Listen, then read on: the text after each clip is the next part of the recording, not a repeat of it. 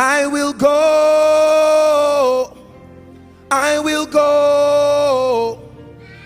Anywhere you lead me, yeah, I will go. And we will never settle for less. We know there's more that's found in you. And we will never settle for less. We know there's more that's found in you. It's in you, Lord. It's in you, Lord. We know there's more that's found in you.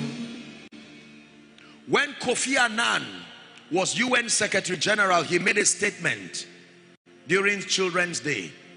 He said, do not allow children suffer the consequences of the carelessness of their parents.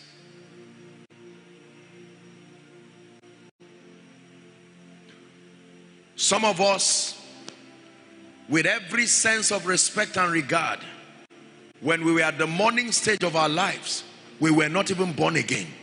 We had not met Jesus. We were still in idol worship, living in sin, living in all kinds of things. I'm not here to condemn you, no, but I'm to show you the urgency of the moment. If you get born again at 40, it will take another 5 to 6 years under proper mentorship to understand the ways of God. If you happen to stay in church and you are under a sound pastor, before you begin to learn on prayer, on fasting, on giving, on responsibility, it takes time to learn these things. Why am I teaching you this? Because there are some of us with every sense of respect who are afraid of disciplining our children. For many people, we feel, and with every sense of respect and regard, have you paid attention to our teenagers at the level of disdain they have for the things of God? You mention God among teenagers and they push you away. All they want is apps, phone, internet, social media. Am I saying it is wrong? No. But I am telling you, if there is no restoration of a structure of godliness and discipline, one generation of neglect is all it takes, and we'll lose everything we have labored for. You see, these are young teenagers in church. While a service is going on, someone is even crying. They are there, what they call that thing? They are now, sending a text. Oh, I am this, I am that, snapping themselves. There has to be a restoration because they are wasting the time. And can I encourage us, by the Spirit of God, let me encourage every parent here. If the only thing you give your children is education and money, you did not bless them. Give them Jesus. Give them morals. Don't just give them money. Give them what made you you. Don't just give them a car and a phone. Don't just send them abroad. Give them the discipline and the value and the traits that made you exceptional. If that's all you give them and you do not give them money, you give them everything. Do not allow the pressure of society to come upon you to say, what are you giving your child? My own child is driving a jeep. Your own child is walking afoot. Their spirits and their minds are the most important components to their success.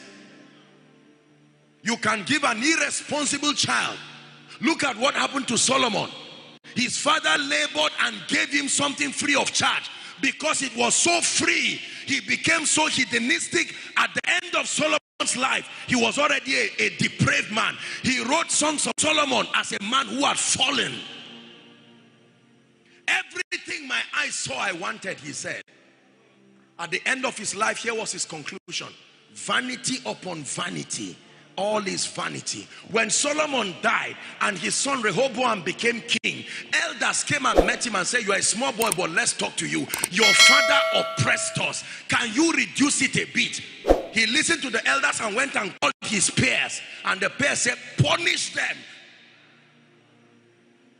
May God grant grace that every man's child here will become a reason of consolation when you are old. Let me tell you this. Discipline does not kill. Discipline does not kill. For as long as they are under your roof, they must serve your God. For as long as they are under your roof, this is not abuse. We need to be careful what society defines as abuse.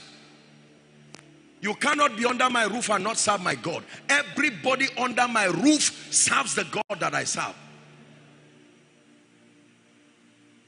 A young man cannot return back home as a teenager by 1 a.m. in the night. Open the gate and enter, and he has friends speaking outside. My father is a rich man.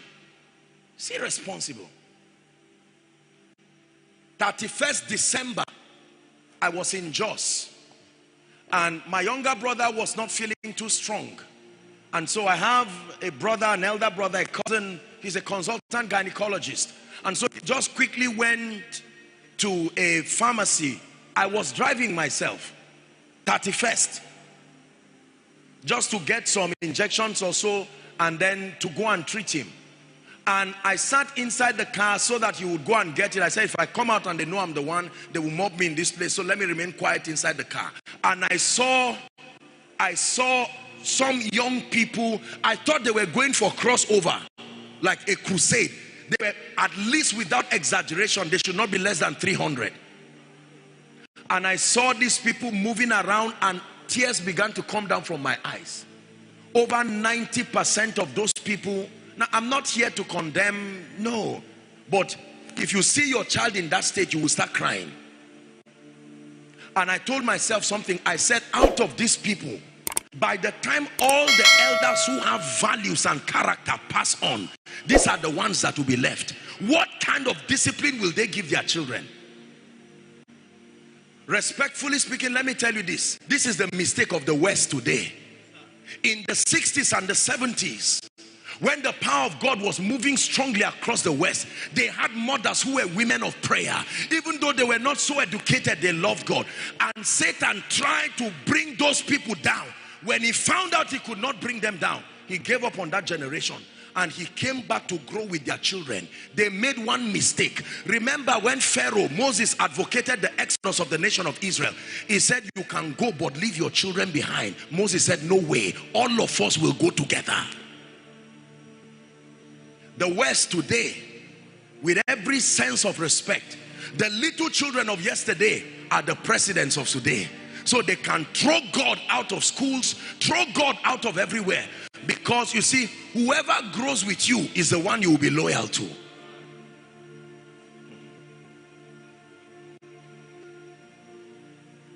As for me and my house. Someone prophesied, say, as for me and my house, we will serve the Lord. Say it with intention, as for me and my house.